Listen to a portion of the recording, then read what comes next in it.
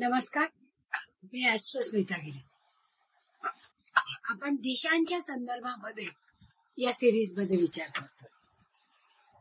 मागच्या वेळेस आपण नैऋत्य दिशेचा विचार केला. आज आपण पश्चिम दिशेचा विचार करणार आहोत.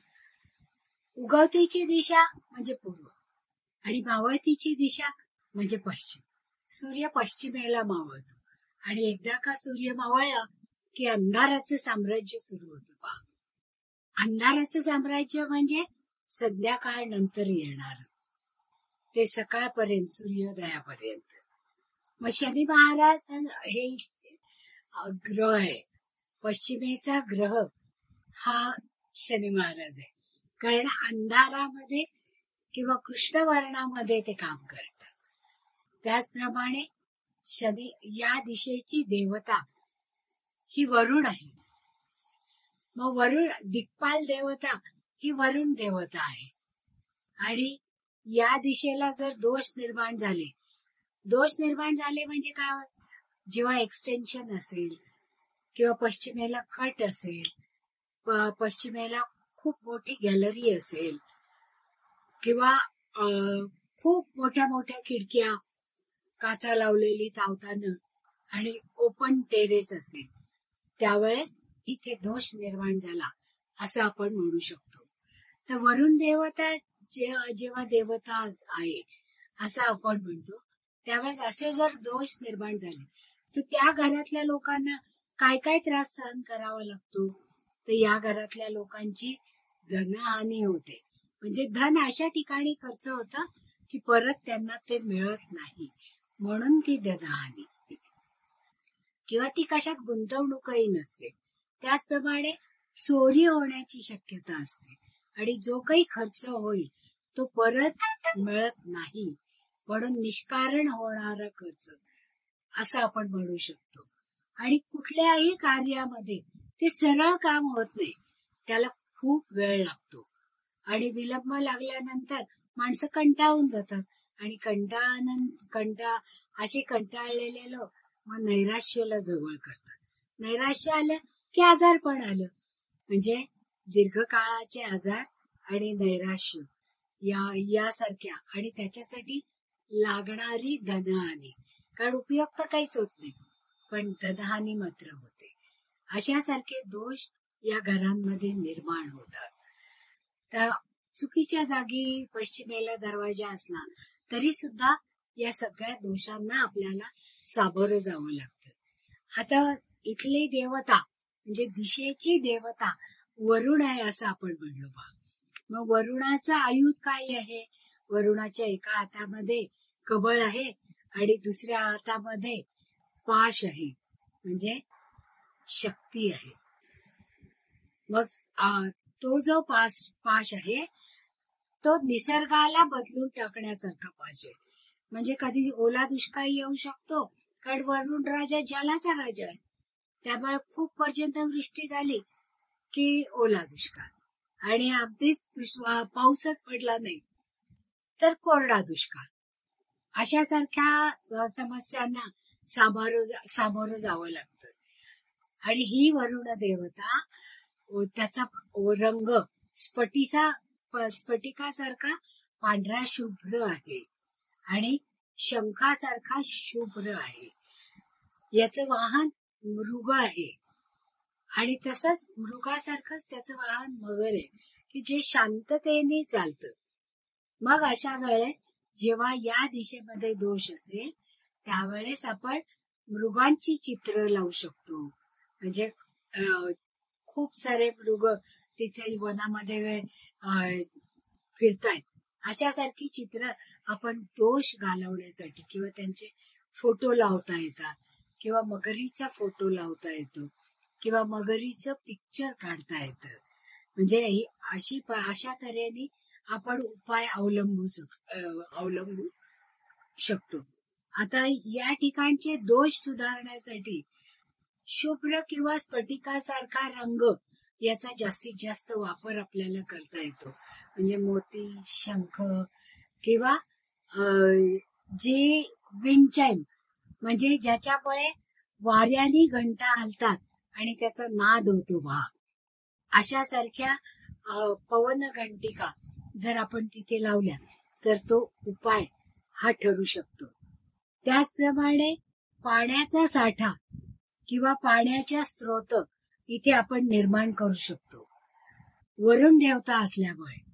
कारण जिथे जिथे वरुण देवता आहे तिथे तिथे पाणी असणं आवश्यकच आहे. पहा, म्हणजे या घरामध्ये राहणाऱ्या, पश्चिमेमध्ये दोष असणाऱ्या घरामध्ये जे लोक राहतात त्यांच्या सवयी या प्रवाहासारख्या असू शकतात. म्हणजे कधी जोरात तर कधी सावकाश. म्हणजे सवयींचा विचार करताना जर व्यसनाधीनता वाढली तर ती टोकाची वाढते किंवा एकदम ते व्यसनांपासून अलिप्त राहतात. म्हणजे कुठल्याही गोष्टीचा अतिरेक ते करू शकतात. त्याचप्रमाणे या भवनाला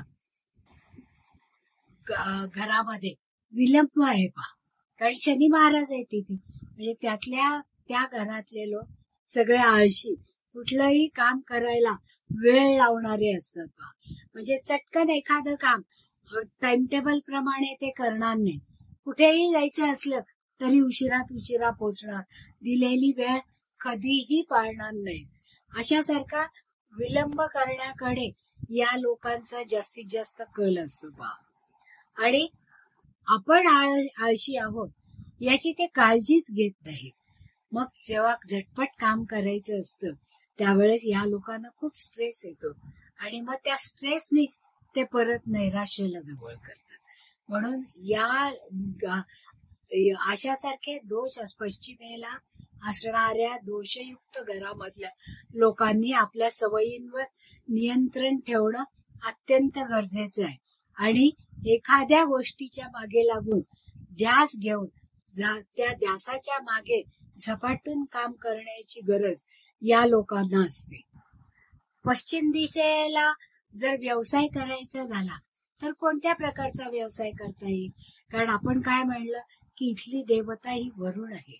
म्हणजे पाण्याच्या संदर्भातले सगळे व्यवसाय इथे करता येतील पहा. म्हणजे आईस्क्रीम पार्लर असेल, आईस फॅक्टरी असेल किंवा मत्स्य व्यवसाय असतील, एअर कंडिशनरिंगचा फॅक्टरी असेल किंवा रेफ्रिजरेशनचा साठा केलेला असेल, फ्रीज, वॉटर प्युरिफायर.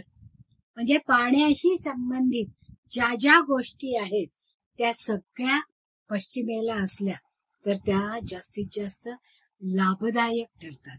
आणि ज्या प्रक्रियांना खूप वेळ लागतो पहा, अशा प्रक्रियांना, कारण शनी महाराज इथे कार्यरत झालेले असतात त्यामुळे दीर्घकाळ आणि चिकित्सक कामं इथे जास्त चांगल्या तऱ्हेने होतात.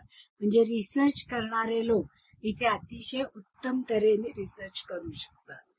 त्याचप्रमाणे बांधकामाला लागणारं सगळं मटेरियल त्याचा व्यवसाय जर या ठिकाणी केला तर तो अतिशय चांगला चालतो. लोखंड, मेटल, शेती, निराळी नट बोल्ट अशासारखे व्यवसाय म्हणजे स्पेअर पार्ट सारखे व्यवसाय या ठिकाणी जर चालवले तर ते अधिक चांगल्या पद्धतीने चालतात.